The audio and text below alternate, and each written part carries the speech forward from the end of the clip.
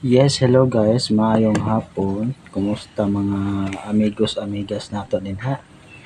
So ang atong gi-live nag-live to ganina guys.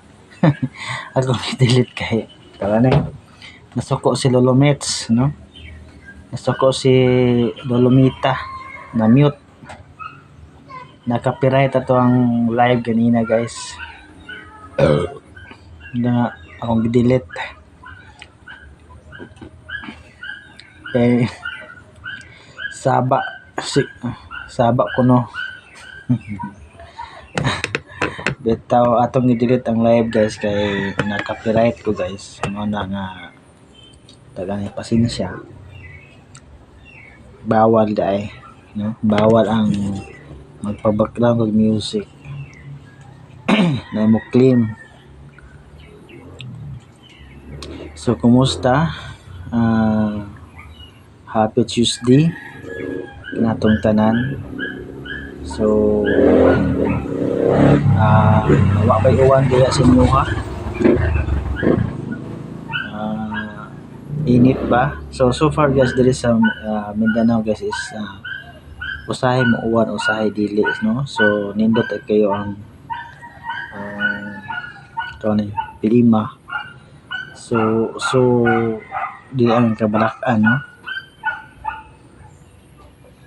Na siya sa laing lugar is tawagan grabe ang pagbaha ano, grabe ang pag-uwan, mag-amping na gitatan na no, kay lisod na.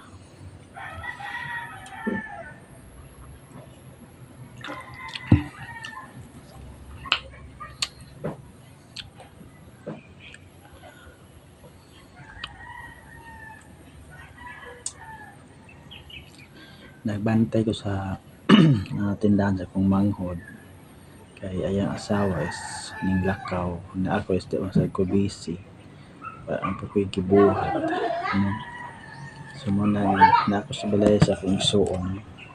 Ito yung tindahan guys, ito yung tindahan siya. So ang ato ang Facebook page guys is tawag na-restrict pa jud no. So nakapula ang ako ang mga tools.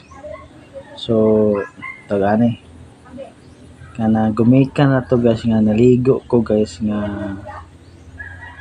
natoy ako ang paryente na duha ka babae nga na niabot siya. So ako ato is naligo ko. So gi-restrict to siya guys no. Then kato sa ka videos nga picture lang sa dolphin nga color pink gi-restrict no akong account unoriginal content no. Nag-share ako atong gi-copy no. So ang caption na to is ako sang gi-copy kasi delete ako atong ibutang credit to the owner. So maybe mga 1 week or 2 weeks wa na mao to hinungdan na restrict ko. So grabe kay stricto ang uban no. So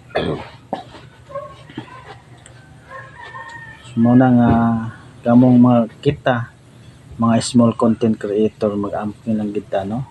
So di ta magdali og asta dalhon sa to ang pagpaningkamot maningkamot lang ta kung asar kutob ang atong pagpaningkamot no.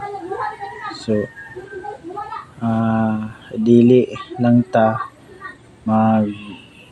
magpaka-stress sa to account itong pag-vlog kay ato lang mga lingaw-lingaw pawa sa stress na sa tong kinabuhi dili ta magpalabi kay madato na to kung ihatag sa Ginoo pagbot sa Ginoo guys. So atong dawaton magpasalamat sad ta no. So dili ta magpaka-stress kay I know daghan kayo guys nga kanang mga vlogger, daghan po kayo mga followers nga, daghan po kayo mga tao nga mga buzzers na mabot sa imong kinabuhi, no? So ang pag-vlog guys is dili gid lalim. So dili sa ingon nga mag-vlog ka today tomorrow makakwarta na ka, makasapi na ka, no? So daghan pang maagian nimo ay pagka successful sa imong kinabuhi isip usa ka vlogger. So amping mo, God bless us all og maayong hapon.